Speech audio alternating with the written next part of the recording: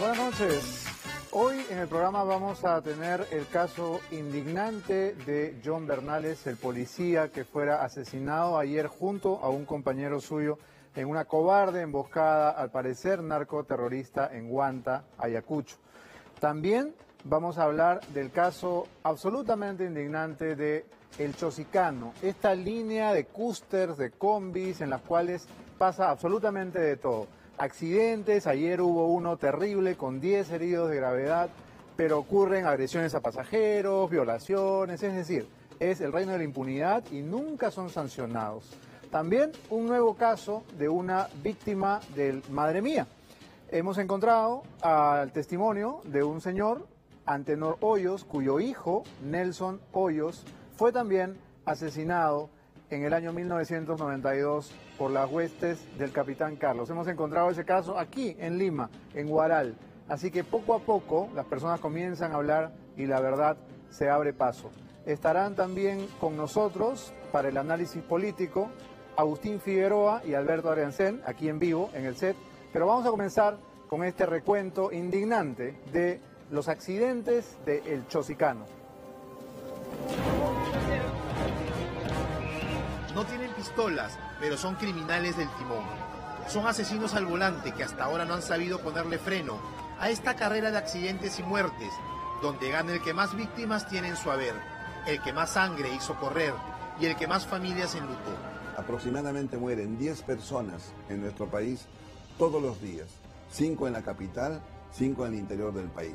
De modo que esta situación podría cambiar si nuestras autoridades pusieran un poco más de interés en este tema. La empresa que encabeza esta lista de crímenes sobre ruedas es El Chosicano. Solamente en Lima han fallecido en los últimos 10 años 12.446 personas. En los últimos 10 años se han impuesto 7.467.000 papeletas. ¿Cuál ha sido el resultado de estas papeletas? Lamentablemente casi nada, porque no ha servido ni para persuadir al conductor, ni tampoco para que paguen el total de la multa. No ha persuadido a nadie, y prueba de ello es que El Chosicano, una vez más, ayer protagonizó un accidente en el kilómetro 26 de la carretera central, resultando 10 personas heridas.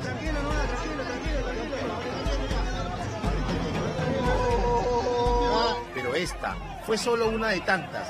¿Qué tantas? Tantísimas tragedias que ha causado esta empresa, que al parecer tiene impunidad en las pistas limeñas.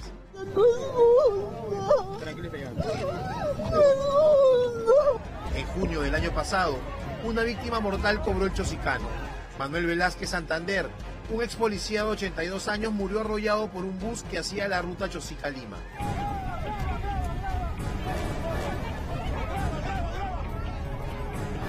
Ante esta nueva tragedia provocada por estas unidades de la muerte, familiares y amigos de este anciano decidieron hacer justicia por sus propias manos en el kilómetro 20 de la carretera central. Estoy indignada por la muerte ocasionada por estos chosicanos. Mañana hartos y cansados. Matan y matan. Ya es hora que censuren esta línea. Son choferes irresponsables, se pasan la luz roja. Basta ya, por favor. Nuestro vecino sano y fuerte, ¿cómo es posible que lo maten y lo dejen como un perro? Y encima se larguen, no hagan nada. Para variar, el chofer de esta unidad, José Gómez Alejos, fue detenido y después puesto en libertad.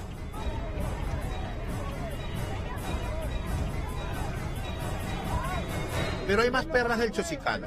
En 2013, en Santa Anita, el chofer y el cobrador de una cúster fueron detenidos tras ser acusados de ultrajar sexualmente a una joven de 19 años dentro del vehículo. La mayoría de las denuncias que llegan en casos de agresiones, violación, robos, son denuncias que se dan en vehículos informales. Estos vehículos no pertenecen a ninguna empresa, sin embargo aprovechan algunas de las rutas que tienen mayor demanda. Una de ellas es precisamente la de Lima-Chosica. Entonces, como los vehículos son piratas, ¿no se hace nada? ¿No se les saca de circulación? En el interior había una señorita de 19 años sin prendas de vestir. Las prendas de vestir estaban fuera de su cuerpo y alrededor, ahí al costado de los asientos, y estaba con una bolsa negra en la cabeza. La mujer habría abordado la unidad de transporte luego de salir de una discoteca en la madrugada. La víctima se quedó dormida, lo que habría sido aprovechado por Roberto Carrasco Alfaro, y Cristian Navarro Palomino para ultrajarla. Yo no he visto, señorita, yo he bajado del carro, yo he estado conduciendo, señorita.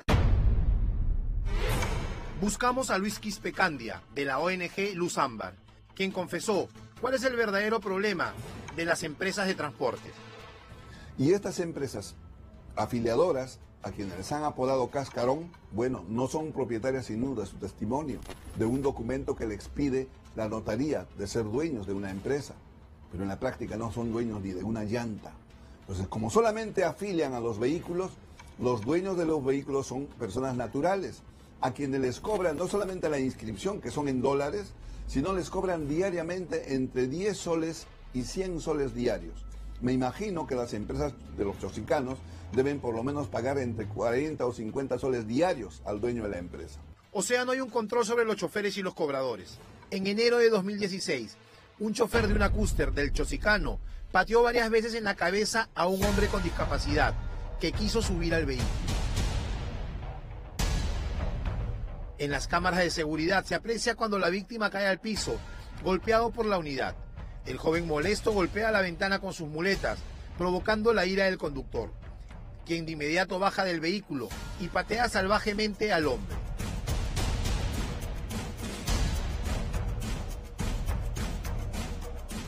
Hace 3 años se descubrió también que las unidades del Chosicano se habían convertido en discotecas sobre ruedas.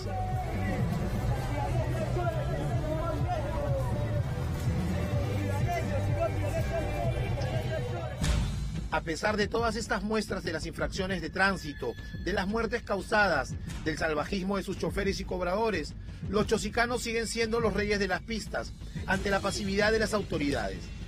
El conductor en nuestro país es absolutamente ignorante del Reglamento Nacional de Tránsito en su gran mayoría. Pero extrañamente, cuando se trata de ver las papeletas, las infracciones, la empresa del Chosicano no existe. Según voceros del SAT, son varias las empresas que cubren la ruta Lima-Chosica. Ranking de empresas de transporte con mayor deuda. Empresa de Transporte y Servicio Orión S.A. 5.125 papeletas. Deuda. Monto total. 13.717.091.51 soles. Inversiones y servicios múltiples La Nueva Estrella. 2.028 papeletas, 6.921.586.38 soles. Agrupación de Transportes en Camioneta S.A. 1.795 papeletas, 6.764.103.40 soles. Empresa de Transportes Especial Solidaridad S.A. 1.879 papeletas, 6.615.250.57 soles. Cifras alarmantes, cifras indignantes, pero nadie hace nada. El tema de las papeletas es un tema normativo. La norma no está permitiendo que la administración pueda ejecutar las sanciones. Entonces, si no puedes ejecutar las sanciones, obviamente los vehículos, los conductores, las empresas van a sentir esa impunidad que la misma norma les da. La impunidad es tal que estas empresas le sacan la vuelta a la norma, que es un saludo a la bandera. Lo que va a suceder en ese eje es que se va a implementar el corredor de carretera central. En consecuencia, estas empresas de transporte van a salir, debería de estar empezándose ya en lo que respecta al corredor de carretera central durante el próximo año. Entonces tendremos que engrosar la lista de personas atacadas, atropelladas, asesinadas hasta fin de año. Mientras tanto, estos salvajes del volante, terroristas de las pistas, cada día que pasa, tienen más muertes en su haber. Bien, la verdad es que uno se pregunta cuál es la argolla, cuál es el padrino que tienen los propietarios de empresas como estas, que hacen en las calles de Lima absolutamente lo que quieren, que convierten a las pistas en un reguero de sangre y que no pasa absolutamente nada. Los choferes coleccionan infracciones, los vehículos están llenos de problemas, pero continúan circulando impunemente, y las personas que tienen que trabajar rumbo a esta parte de Lima, a Lima Este, a Tevitarte, Chaclacayo, Chosica, tienen que caer en manos de asesinos al volante como los del Chosicano. Lo vemos a lo largo de años y de décadas, pero no hay sanción, no hay una alternativa. las municipalidades no plantean un sistema de transporte alterno, sino que les dejan el monopolio de esa ruta a estos criminales. Y la verdad es que quisiéramos saber por qué hay detrás y cuánta plata se mueve alrededor de esta exclusividad tan extraña que tiene la ruta del Chosicano. Bien, se habrán dado cuenta ustedes que el programa dominical de entrevistas del señor presidente de la República no ha vuelto a salir al aire. Yo no sé si ustedes lo han extrañado, pero yo sí, yo estuve muy atento. Vi el programa inicial con gran expectación, la entrevista que le hizo a la ministra de Educación, pero luego los medios han anunciado que entrevistaría a su ministro de Economía, al señor Thorne, y la entrevista no salió. O si salió, salió por algún canal alterno y no nos enteramos. Y la verdad es que aquí en Veto a Saber estamos preocupados por el futuro televisivo del primer mandatario, porque claramente él tiene una vocación por la pantalla, por la caja boba. Le gusta, es algo que siempre le ha jalado, siempre le ha parecido una manera de acercarse a la población, ¿no es verdad? Y nosotros creemos que hacer el salto del primer programa que tuvo, que era el de los aeróbicos, ¿se acuerdan?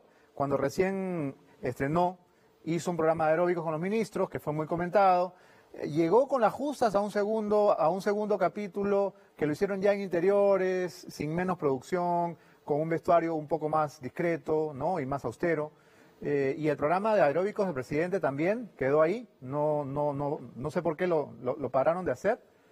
Y luego han comenzado con un programa de entrevistas que se ha interrumpido de una manera abrupta. Y lo que queremos saber es si los asesores, los productores del primer mandatario no saben bien qué hacer con él, ¿no? Pareciera que desde aquí tenemos que darle algunas sugerencias, por ejemplo, con el tema de el género que él debería escoger. Ya ha probado con los programas de salud, ha probado con los programas de entrevistas, parece que tampoco son lo suyo, pero quizás estos microprogramas que ha estado haciendo en los últimos días han tenido mucho más impacto. Hoy hizo uno también, muy pequeñito, y parece que el mensaje corto, el relato breve, la narración más concisa y certera le funciona mejor. Y nosotros desde aquí modestamente nos ofrecemos a darle algún tipo de media training, ¿no es cierto? Yo sé que Rosa María Palacios es su entrenadora oficial, pero bueno, siempre está bueno escuchar una segunda opinión. Y la verdad es que todavía está un poco acartonado, todavía está un poco incómodo ante la cámara. Parece que no usara teleprompter y en algunos casos es bueno, ¿no?, que él lea lo que tiene que decir para que se note que hay una preparación. Yo, por ejemplo, nunca leo lo que voy a decir y siempre se nota que no he preparado nada. Pero en el caso de un presidente, pues hay que cuidar los detalles. La verdad es que nosotros quisiéramos, de algún modo, proponerle algún día que no tenga una agenda muy recargada, cambiar de asiento, como hizo Donald Trump con Schwarzenegger, ¿recuerdan? Donald Trump, antes de ser presidente de los Estados Unidos, era conductor de un reality show. Él conducía The Apprentice, el programa del jefe muy malo que despedía a los aspirantes al trabajo. Bueno, lo que pasó fue que cuando Donald Trump tuvo que dejar el programa porque comenzó a ser presidente de los Estados Unidos, Arnold Schwarzenegger lo reemplazó. Y los ratings se desplomaron porque la gente quería ver a Donald Trump en ese rol y no a Schwarzenegger. Entonces el presidente de Estados Unidos se molestó muchísimo porque los ratings de su creación, de su formato, se fueron al diablo. Entonces nosotros aquí quisiéramos proponerle algo similar. Es muy difícil empezar con un programa y romperla a la primera. Y entonces estamos siendo muy severos como público, con el presidente, poniéndolo en diferentes géneros, en diferentes horarios, en diferentes canales. La gente no entiende muy bien. Es mejor que elijamos un nombre, que elijamos un horario fijo y que él esté todos los días en pantalla. Yo en realidad, aquí en este programa que es muy humilde, podríamos darle una secuencia todos los días. La cosa está, creo, el truco está en conseguir un nombre pegador, porque la gente se acuerda no del nombre del conductor, sino del nombre del programa. Y entonces hay una cantidad de programas nuevos que la gente ya sintoniza porque se acuerda cómo se llaman, ¿no? Entonces habría que copiar eso. Cuéntamelo todo, PPK, qué sé yo, estás en todas, PPK, nadie se duerma con PPK, la noche es mía, bueno, tendría que ser la tarde porque yo sé que él duerme temprano. Pero en todo caso, asesoremos al presidente. Todos queremos que él tenga éxito, ¿no es verdad? pues llamémoslo a una reunión y hagamos que no le cancelen la temporada de este tercer programa que él está intentando. Porque la verdad es que entiendo que los ratings no le han ido muy bien y que el programa no tiene mucha publicidad. Pues adelante, nosotros estamos para ayudarlo y para que él tenga éxito en su carrera televisiva, por lo menos tanto éxito como está teniendo en su carrera en el sillón presidencial. Vamos a ver ahora el informe que hemos preparado sobre el atentado terrorista de ayer. Una emboscada que el propio presidente quiso explicar como una venganza contra una requisa o una captura de droga, y la verdad es que la explicación quedó un poco flotando en el aire. Detrás hay una tragedia, detrás hay dos policías asesinados y uno de ellos, el policía John Bernales, había tenido un hijo hacía menos de 2 semanas, y esto de verdad es una tragedia doble, porque se trataba de un joven, valeroso policía cuya vida y la vida de su familia ha sido destruida por estos salvajes, por estos cobardes terroristas que los han emboscado como en las peores épocas de Sendero Luminoso. Veamos el informe.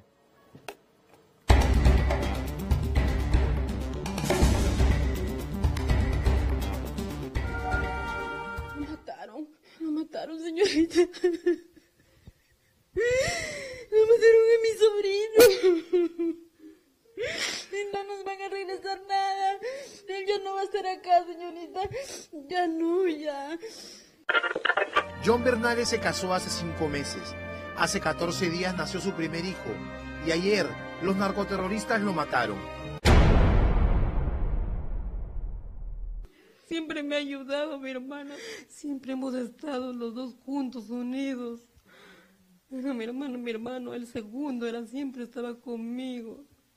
Señorita, yo por eso quiero que se haga justicia. ¡Despacio!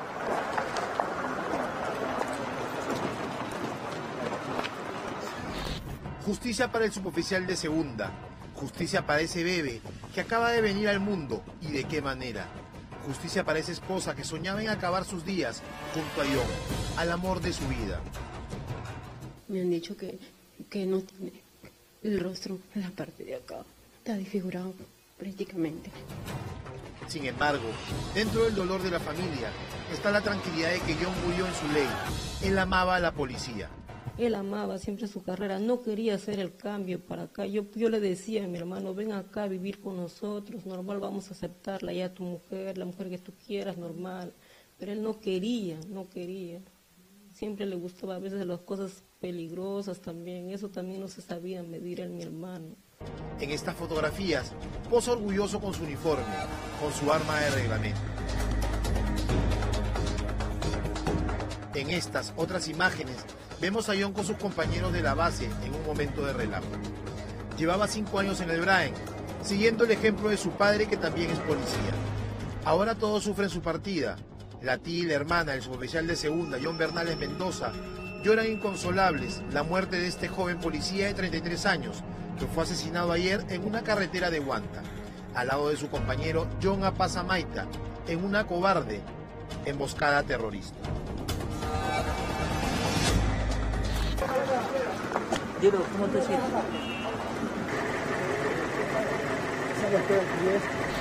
Yo no lo podía creer, porque yo fui la primera en enterarme, ¿no? No lo podía creer, llamé a su promoción, de ahí su promoción me dio un número de un técnico, y el técnico me dijo la noticia. Pero con todo eso no lo podíamos creer, eso fue a las 11 de la mañana de ayer. Vengo acá y mi sobrino me dice, le digo, ¿qué pasó? Pásame. Paso y ahí me enseñan la foto y me dice, sí, lo mataron, señorita.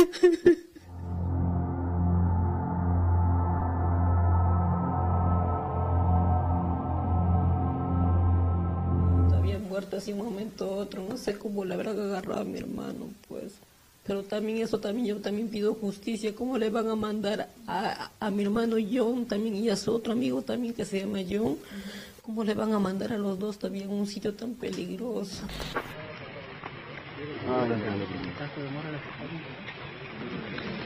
Ya. Este es el segundo ataque narcoterrorista que sufre la Policía Nacional del Perú en el Braen, en lo que va del año. Y a pesar de estas terribles muertes, no se ha hecho nada para contraatacar a los narcotraficantes y a los terroristas.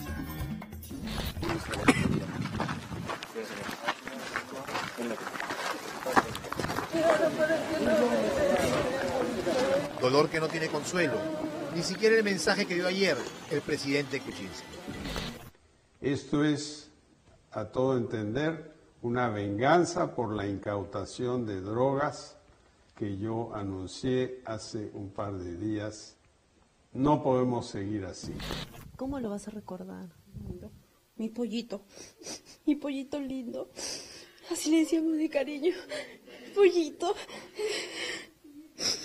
Así le decíamos a mi hijito. Mi pollito. Y lo vamos a recordar con mucho amor. No bastaría. No. Algún día lo encontraré, lo veremos, señorita. Una linda persona. Se nos fue. Pero deja un recuerdo muy lindo, muy bonito. Porque él ha sido una persona linda, maravillosa.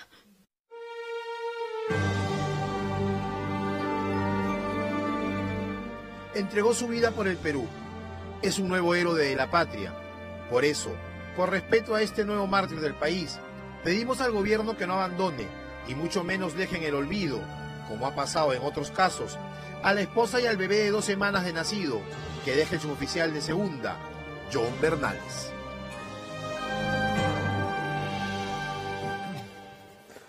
La verdad es que este tipo de noticias creímos que habían quedado en el pasado doloroso de Sendero y de la lucha antiterrorista, pero lo de ayer, las imágenes, las fotografías que han tomado sus compañeros son francamente de horror, y ver el testimonio de esta familia, pues creo que lo mínimo que podría hacerse es una investigación seria, como se hace con los homicidios en la capital, antes de apresurarse a lanzar teorías o hipótesis sobre lo que podría haber ocurrido en esa emboscada que le costó la vida a estos 2 valientes policías en Ayacucho.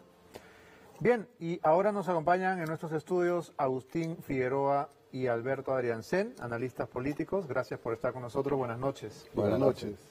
Quisiera que comentemos brevemente lo que acabamos de ver, porque no es algo que uno deba pasar como una noticia más. ¿Qué está pasando, por ejemplo, con la política antiterrorista, con los mandos del Braen, con esos operativos de los que antes teníamos noticia permanente contra los rezagos o de los Quispe Palomino en el Braen, y que ahora solamente nos enteramos cuando hay una cosa como esta? Agustín. Bueno, habría que partir la base, ¿no? Por el puerto del Callao sale, según se calcula, el 60% de la droga que se produce en el Perú, que la mayor parte es del Braen. Para llegar al Callao hay que pasar por todo el Perú y hay que pasar por Lima y hay que entrar en los containers y subir a los barcos. ¿Qué tal mafia tan poderosa que puede hacer eso? Y el Braen no existe porque no hay en ninguna parte Braen. Braen es el valle, los valles, pero ya hay sindicatos del valle, municipios del Braen, todo eso es cocaína. Entonces, ¿hay realmente una represión? ¿Cómo es posible que se produzca tanta cocaína en el Braen y que salga por el Callao? Porque hay una inmensa corrupción. Y esa inmensa corrupción es la que al final es la responsable de que mueran policías y soldados en el Braen, que son gente que está ahí como carne de cañón. Esa es la verdad. Absolutamente, de acuerdo contigo. Esa es la situación del Perú, desde mi punto de vista. Y así ha sido a lo largo de los años, porque la famosa Operación Libertad fue una carnicería en la que se mandó a la muerte a muchachos. Sí. Y bueno, ahí quedaron los Vilca y los Tamani, quedaron para el olvido. Sí. Bueno, pero en realidad no... El gobierno no ha explicado cuál es su estrategia en torno al narcotráfico, ¿no? Más allá de capturar 500 kilos, 200 kilos, o 2 o 3 narcotraficantes, no sabemos si se va a continuar con la política anterior o si va a haber cambios respecto a la anterior. O sea, es un misterio realmente. Sí. No existe, en mi opinión, política antinarcóticos, ¿no? Más allá de buscar a narcotraficantes y capturarles Alejo de coca, o si no... Además, la manera cocaína. como se está planteando el trabajo desde el Ministerio del Interior, un poco siguiendo la línea de PPK, es muy marquetera, ¿no? ¿No te parece, Agustín, que Carlos Basombrío, siendo periodista, tiene demasiada presencia en los medios, está permanentemente hablando con una cámara de televisión, haciendo sus paneles, sus afiches de sus más buscados, como si fuera el lejano oeste, explicando absolutamente todo, incluso su extraña política de que los policías le revisen el celular a uno para saber si es robado o no? ¿No hay demasiado figureteo, demasiada peliculina? Ojalá fuera solo eso, Beto. Lo que hay es que este es un gobierno débil. Es un gobierno débil no solo por el hecho de que no tiene un grupo parlamentario pequeño y dividido, no tiene un gabinete integrado por gente que sea realmente de su partido, que fue un vientre de alquiler y sigue siéndolo, y además hay una gran decepción entre los pensantes, en los que tienen mayor conciencia crítica. Hay una decepción por el comportamiento del presidente. A ver, explícame esto. Yo creo que hay que defender al gobierno y defender al presidente, pero sin dejar de decir las cosas como son. El presidente no debe ir a la televisión. Cada vez que habla 3 minutos o 10 minutos, para decirlo en términos criollos, mete la pata, se le chispotean, como se dice algunas cosas. Entonces, lo mejor es que no salga, y cuando salga, como tú bien has recomendado, que lea y que dé un mensaje que tenga sentido. No puede salir presidente a cada rato. Parece que hay o malos asesores o no le hacen caso a los asesores, que es una posibilidad. Que podría ser también, ¿no? Podría ser. O sea, yo quiero salir en televisión, pues me gusta, Sí, pues claro, soy presidente, hago claro, lo que me da la gana, claro. para eso soy presidente, ¿no? Claro. Ahora, los otros, PPK se llevó a mucha gente de la televisión, de hecho, su ministro de Defensa es de la televisión, y otros de la televisión, pasó de la televisión. Hay mucha gente que tenía presencia en los medios Su y que ministro debía de saber un Defensa poco es más. A ver, explícame eso. ¿Cómo es que Nieto Montesinos es de la televisión? Porque era un panelista. analista, claro. Y claro, un nuevo panelista, pero los otros tienen años, inclusive pues gente que ya no está como Fernando Rospigliosi también, o sea, gente que se supone que tienen experiencia en la televisión, que tienen alguna idea. Sin embargo, eso no se refleja en el gobierno. Y creo que se debe a que el presidente no le hace caso a sus asesores. Si no, no habría cometido los errores que tú has comentado y que nos preocupan a todos. Alberto, tú has asesorado a Valentín Paniagua, has sido su amigo. ¿Se te hubiera ocurrido proponerle, mire, don Valentín, el entrañable chaparrón, ¿no? Siéntese frente a una cámara y converse con el pueblo y responda preguntas? No todo el mundo debe estar delante de una cámara, ¿no es verdad? No, pero eso hay que administrarlo bien, ¿no? Y si es que te sirve, si es que funciona. Bueno, nosotros quisimos hacer conferencia de prensa al principio con el presidente Paniagua, me acuerdo muy bien. La tercera vez la cancelamos. ¿Ah, sí? ¿Por qué? Preguntaban cuántas ratas hay en el Palacio de Gobierno. ¿Cuántas ratas? Porque hubo un momento que se descubrieron las ratas. ¿En sentido estricto o metafórico? Estricto. Okay. La rata estaba en otro lado. En ese momento. Bueno, yo soy alumno de Valentín, es un gran orador, pero una cosa es una clase en una universidad y otra cosa es hablarle a la gente por la tele, ¿no? Eso se notó el año 2006 en la campaña, ¿no? ¿Por qué? ¿De qué manera? Su lenguaje era un poco complicado para mí, ¿no? Era académico, pues. Pese a que lo acompañé hasta el final, digamos, ¿no? Hasta que se murió. Pero yo creo que en este caso el gobierno no tiene políticas específicas, digamos, por sectores. O sea, yo creo que no llega a ser una política poner, se busca como si fuera pues las películas de cowboys norteamericanas y tacharlas y nada más, o sea... Es un acto para la platea, ¿no? O sea, están todas las cámaras, Basombrío agarra un plumón y empieza a tachar fotos. Pero la vida cotidiana le dice a la gente... La vida continúa y la muerte continúa. Claro, la vida cotidiana le dice eso es lo más terrible. Otras cosas a la gente, ¿no es cierto? Le roban los celulares, le asaltan en sus casas. Es decir, lo que sale no entra en el universo y no es creíble para la gente. Entonces, y eso pasa en muchos sectores también, o sea... Por ejemplo, para ser breve, la primera declaración del nuevo ministro de la producción, ¿no? Fue una crítica a Zavala. ¿Yufra? No, la producción no es el antiguo. Transporte. Es transporte ahora Yufra, el que es congresista. Álvarez Calderón. Tengo lagunas ahora yo. Yo también. Su segundo nombre es Álvarez Calderón. ¿Nuevo ministro de la producción? El nuevo. Pedro Lachea. Pedro Lachea, el de los vinos, pues, Atacama. Claro, Atacama. Atacama, del señor Atacama criticó. Pero bueno, eso es democracia, dicen, ¿no? Claro, pero dijo, cuando le preguntaron, ¿y usted qué opina sobre las declaraciones del ministro Zavala, que el fujimorismo abusa del poder? Entonces dijo, yo le recuerdo la frase de Nixon, si no quieres quemarte, no entras a la cocina, ¿no es cierto? Entonces, como un ministro nuevo, lo primero que hace, y después dijo, yo tengo buenas relaciones con el fujimorismo, como un ministro nuevo critica al primer ministro. O sea, te das cuenta que no hay ninguna capacidad de liderazgo al interior del gobierno. O sea, yo creo que lo tiene PPK y creo que no lo tiene tampoco Zavala. Tú has dicho hace un rato, Agustín, que a PPK se le chispotean cosas. Bueno, siendo estrictos, a todos se le han chispoteado cosas, más o menos. Toledo soltaba una pachotada más o menos cada 15 días y luego tenía que salir Carlos Ferraz a decir, bueno, no trató de decir eso, sino esto otro. No, tenía sus traductores. Pero el problema está cuando, por ejemplo, el presidente de la República, en un caso que a todos nos enfurece, como es el tema de Alejandro Toledo, que está feliz con toda la plata que se ha levantado y parece que nunca lo van a traer, y el presidente de la República sale y le desea buena suerte, que le vaya muy bien, que le vaya bonito a él y a su señora suegra. ¿No? Esa es una fragilidad reflexiva. ¿Qué es esto? Evidentemente, ¿no? Mira, aquí yo diría que la situación actual del Perú, para contestarte brevemente, es que la derecha, digamos, populista de Keiko y la derecha empresarial que se suponía representa PPK no se ponen de acuerdo. ¿Qué cosa es lo que se espera en cualquier sociedad civilizada? Que el presidente de la República, que preside uno de los poderes del Estado, converse con la presidenta del Poder Legislativo. Es una relación entre presidentes.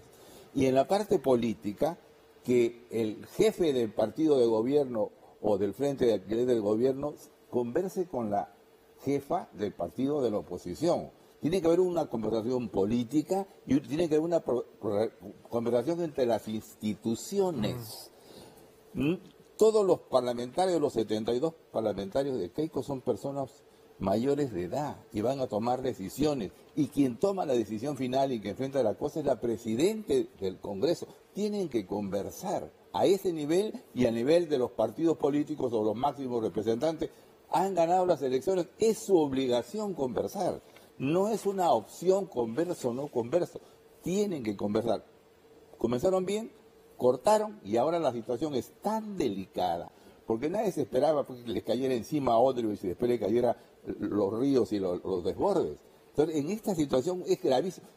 ¿De qué estamos conversando cuando hay 1 millón de personas en el norte que todavía no tienen agua ni tienen comida? Esa es la verdad. Hay una situación absolutamente dramática. Claro, se acabó la noticia, las cámaras regresaron a Lima y claro, y quédense ustedes con su dengue y sin agua. Mira, mala suerte. Pero más, yo creo que si tú quieres conversar, o sea, conversar significa querer conversar, ¿no es cierto? Sí, claro. Ahora, yo tengo la impresión que PPK no sabe qué conversar y Keiko no quiere conversar. Keiko no quiere conversar. No quiere conversar. Y PPK no tiene tema. Claro, ¿qué cosa? Es un diálogo imposible. Claro, porque finalmente dices cuáles son los objetivos del gobierno para poder conversar, ¿no es cierto? Estas son mis metas, yo quiero hacer estas cosas. Y yo creo que finalmente mi visión, así como Keiko no quiere que salga su papá, tampoco quiere conversar con PPK, porque sabe que este gobierno tarde o temprano va a entrar en crisis. ¿Tú crees que Keiko no quiere que salga su papá? No quiere. ¿No quiere? ¿Por qué? A ver. Porque he hecho un partido. Se ha fajado durante años para hacer un partido. ¿Y el papá le estorba? Yo creo que le discute su liderazgo, ¿no es cierto? Me parece que le genera problemas, le quita el liderazgo. El protagonismo que haya tenido en el partido, ¿no? O sea, y ya tomó una decisión muy fría, ¿no es cierto? Él no se considera el líder histórico, él se considera el líder. Claro. El líder. Claro, eso está Eso es decir, líder histórico es decir, precursor, más o menos, de ponerle una pintura, un monumento, ¿no es cierto? Y entonces lo que está haciendo Kenji en realidad es el, digamos, ser el solitario defensor del albertismo. Sí. Y lo está haciendo con éxito, ¿no? Lo está haciendo muy bien. Por eso yo creo que el habeas corpus es una salida. Vamos a por ese camino que tenemos hace meses. ¿Una salida teatral?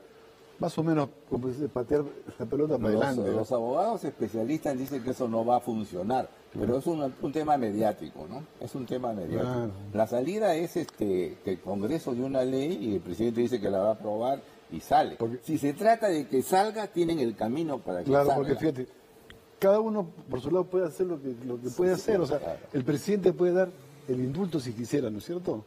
No es que requiere la ley, no, es una decisión soberana del presidente. Entonces, lo que estamos Y hablando... el Congreso puede no la amnistía si quisiera, porque tiene mayoría absoluta. Por eso, Alberto, el panorama que tú pintas es una especie de festival de necedades. Sí. El presidente podría tener un gesto hidalgo y indultar, pero no le da la gana. Y Keiko podría decirle a su bancada, firme la ley para que salga, pero tampoco le da la gana. Tampoco, pero Entonces nadie va a ceder. Es que lo que pasa es que yo creo que PPK no sabe qué Pero no le da la gana porque tienen razones. Claro, y Keiko... Los dos tienen razones. Y Keiko para no espera... querer hacer. Ahí está, y las razones son interesantes, porque PPK de algún modo estaría traicionando a todos esos electores que votaron no por él, sino contra Keiko. Contra él, ¿no? ¿Qué Contra pasaría? Keiko. La calle se le incendia. No, no creo. ¿No? No creo. Pero sí se polariza el país más todavía, ¿no? Yo sí creo que la calle se incendia. ¿Ah?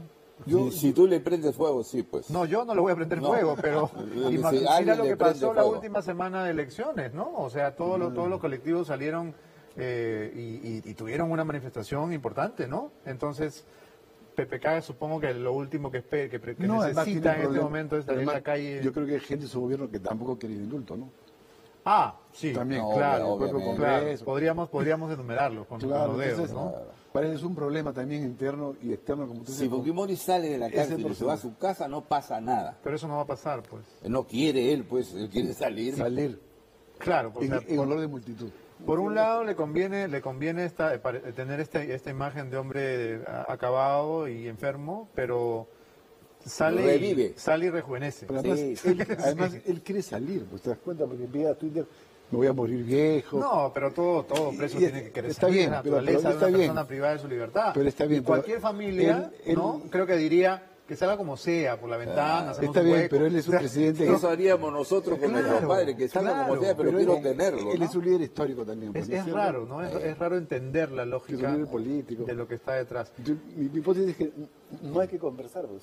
Si Fujimori sale, rejuvenece así como nos ha rejuvenecido a ti y a mí el maquillaje.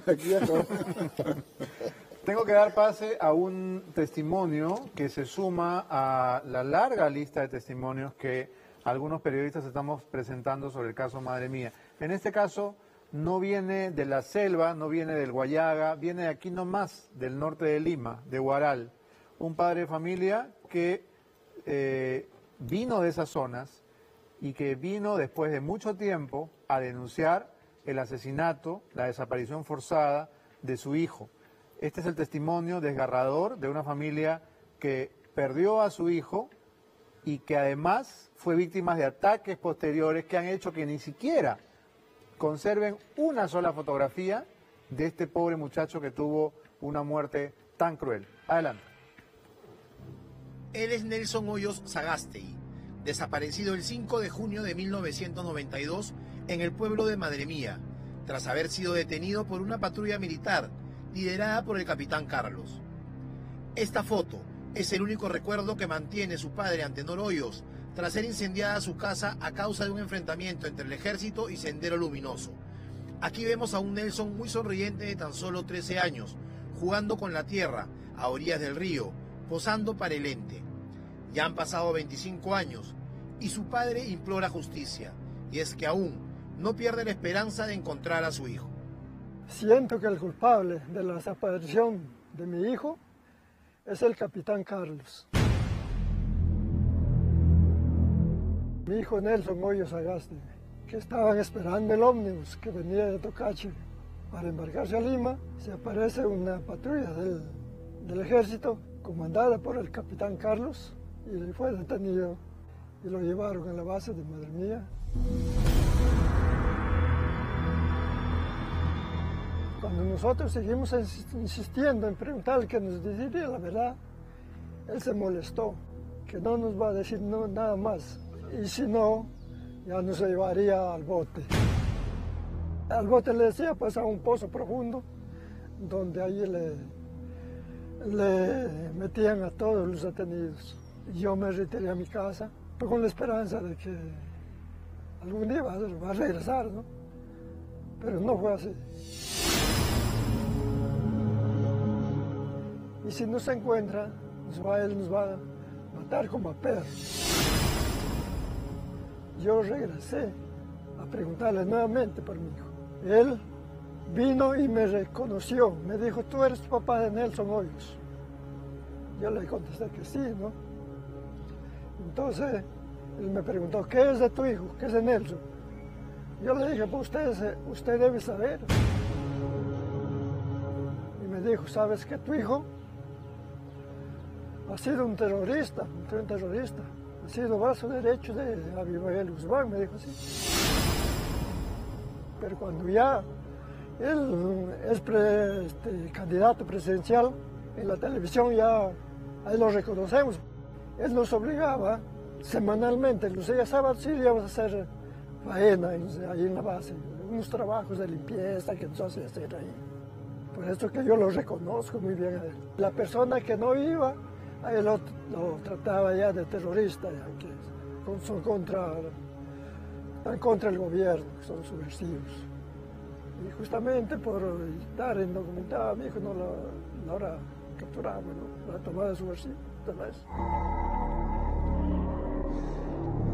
Subíamos arriba a la base, teníamos que pasar por el lado del bote, más o menos a una distancia de 3 metros. Por el costado pasábamos, el bote era un pozo profundo que alrededor estaba resguardado por soldados que no nos dejaban que ingrese a ver eso. Pero ahí era el bote, pues ahí lo metía a todos los que los detenían. De mi hijo, bueno, que era un muchacho noble, trabajador, justamente trabajamos conmigo en el chacra, en todos los quehaceres que yo hacía y me estaba ayudando. Hasta que se decidió salir, pues de esa vida no apareció. ¿Qué es lo que pides tú? Justicia. Ojalá que las autoridades lo hagan, pues, una verdadera justicia. Al capitán Carlos le digo, que diga la verdad, ¿en dónde está mi hijo? ¿En dónde lo botaron, no? ¿Lo ha enterrado o lo ha botado al río? Que diga.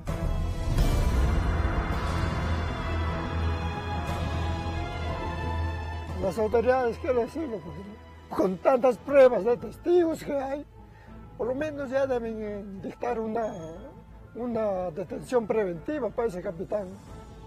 ¿Por qué está suelto el criminal? Debe ya meterlo a la cárcel, ya es un delincuente.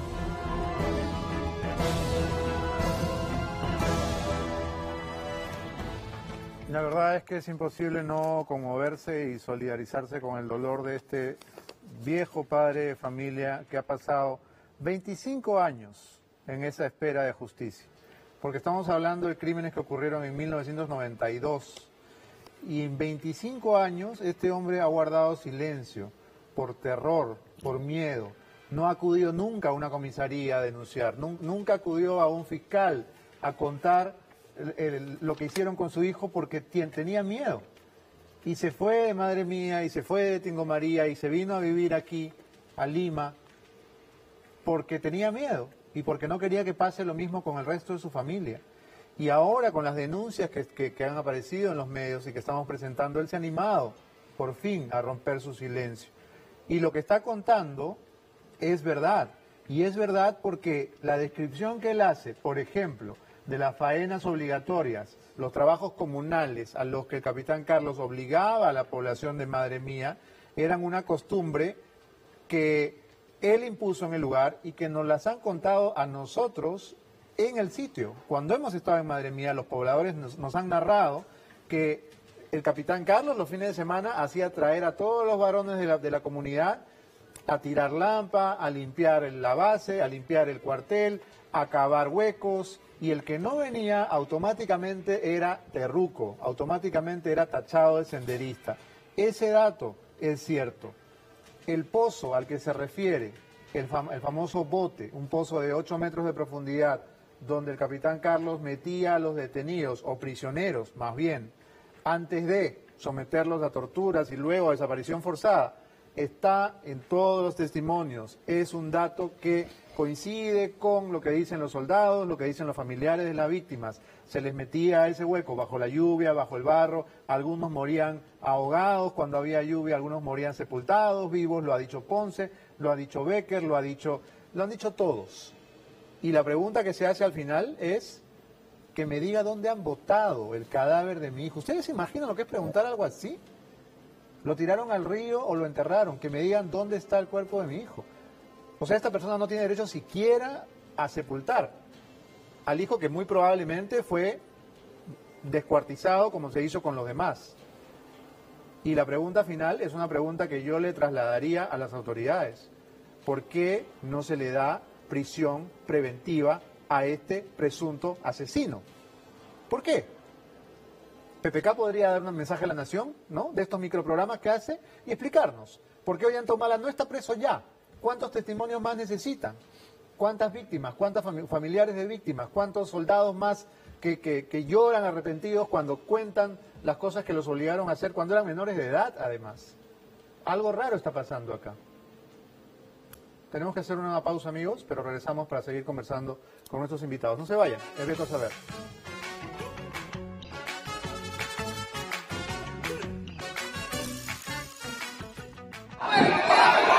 Imágenes inéditas de la violencia y el descontrol. Continuamos aquí en Beto Saber conversando con Alberto Adriancén y Agustín Figueroa. Y quería preguntarles sobre uno de los temas de moda, que es el asunto del contralor, que se ha convertido en la manzana de la discordia. Se compró 44 vehículos por un poco más de $500,000 en Lima y en Arequipa. Y ahora el Ejecutivo lo tiene en la mira, la bancada oficialista lo tiene en la mira, y la bancada fujimorista, que comenzó con antipatías hacia él, lo defiende como si fuera casi de la camiseta anaranjada. ¿Cuán importante es este tema para probar el espíritu democrático de ambas partes, Agustín? Yo creo que es un tema muy, muy importante, porque ¿qué nos permite apreciar?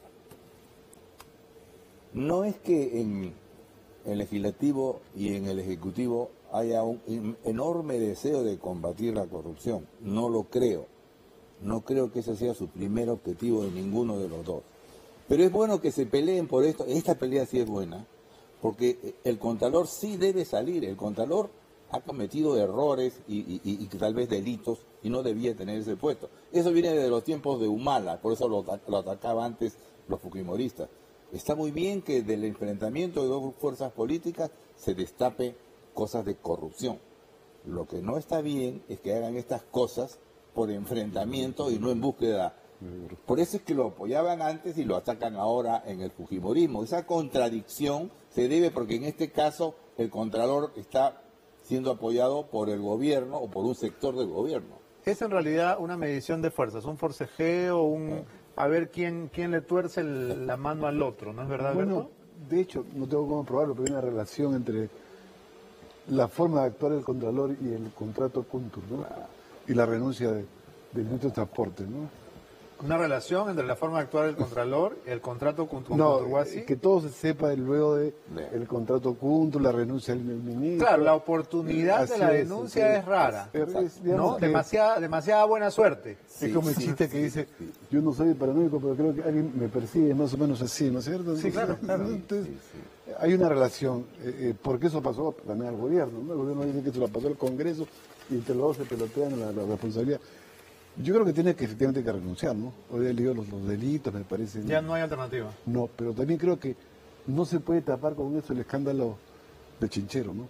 Bueno, y hablando de porque Chinchero... En realidad ya nadie habla mucho de Chinchero. El nuevo ministro de Transporte, Bruno Yufra, ha dicho pues que... una prórroga, ¿no? Sí, 3 meses más, ¿no? Para la suspensión de la adenda del contrato. ¿Por qué se fue Vizcarra entonces? Sí, pues. No se entiende nada. O sea, viene Yufra y mantiene el mismo statu quo, es raro, ¿no? Es frágil, pues, el gobierno. Porque además se supone que se va Vizcarra porque el Contralor condena o no le gusta o critica la adenda. Claro, entonces el Contralor critica la adenda, Vizcarra dice, o sea, acusa, recibo el golpe, dice me voy, caballero, y luego se bajan al Contralor. Y el nuevo ministro dice, seguimos con Chinchero, todo bien. Por eso digo que uno puede, digamos, hacer deducciones un poco malvadas de todo esto. Por ejemplo, dale, sé malvado. No, hay una relación entre los ataques al Contralor, ¿no? Bueno, aquí lo que hay Claro, es infantilismo, y lo de la adenda, político, ¿no? Claro. Y también hay inmadurez, hay falta de habilidad. Esto es, ya parecen niños, ¿no es cierto? Yo no creo que sea un problema de infantil. Pero en el fondo, ninguno de los dos califica para los puestos que están ejerciendo. La mayoría absoluta que tiene el fujimorismo tiene que ser racional. Comenzó Luz Salgado bien, ha hecho cosas evidentes, el Congreso ha hecho cosas positivas para el país, pero se han vuelto a enfrentar nuevamente y ahí sí hay infantilismo e inmadurez política. ¿Qué cosa creen que... ¿Qué pasa con el millón del norte que tiene que ser atendido? Han anunciado que en agosto se termina la planificación para solucionar los problemas de los huaicos. Pero ahora, ¿qué se está haciendo? Se dedican a enfrentarse y tienen que cambiar de voceros. No tienen que poner voceros a los más agresivos. Tienen que poner a gente más sensata y equilibrada para tranquilizar al país. Pero... No puede ser esto, es una lucha de niños. Yo creo que es un problema... Alguien quiere insistir en el caso de Chinchero, nada más, ¿no? Los lobbies siguen actuando, ¿no? O sea, es un tema de plata, simplemente. Me imagino. Bueno, desde el principio es un tema de plata, ¿no? No, claro, pero sí, es un tema de plata, pero también se supone que también era un tema de desarrollo, ¿no? Déjame ser romántico. De desarrollo regional, bueno, no sé. Entonces, y además yo creo que, como no hay objetivos, digamos, cada uno hace lo que puede hacer, quiere hacer. Me parece que eso es clarísimo. Bien, amigos, ha dicho una cosa interesante, lobbies. Hay 3 tipos de lobbies en el Perú. No vamos a tener tiempo de describirlos porque se nos ha acabado el programa, Agustín. Tiene que empezar el noticiero. Para la próxima. Muchas gracias por haber estado con nosotros. Nosotros nos vamos por la hasta mañana y lo dejamos con ATV Noticias. Chao.